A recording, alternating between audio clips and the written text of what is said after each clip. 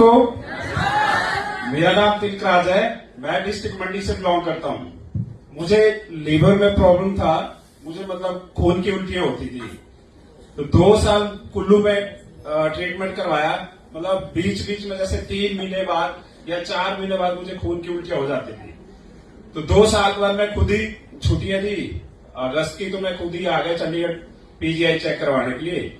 तो यहाँ टेस्ट वगैरह होते रहे, तो लगभग 3 से 4 महीने लगे। फिर लास्ट में जब ट्रीटमेंट पे पहुंचा तो उन्होंने बोला जी आपका लीवर ट्रांसप्लांट करना पड़ेगा।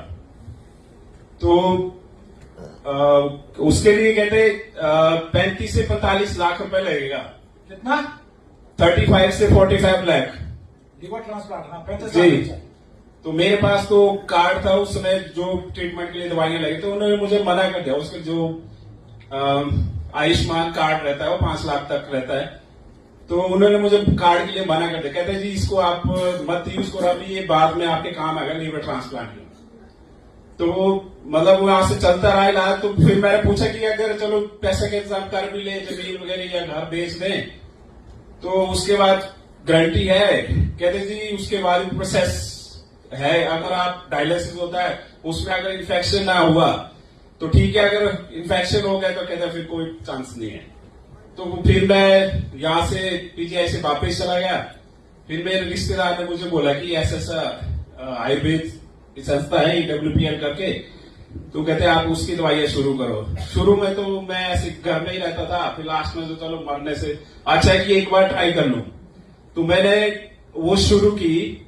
लगभग आज मुझे 9 महीने हो गए। पहले तो मैं जैसे एक पौड़ी चढ़ता था तो मुझे बैठना पड़ता था, और खाना भी जैसे एक रोटी खाई तो वैसे वॉशरूम जाना पड़ता था।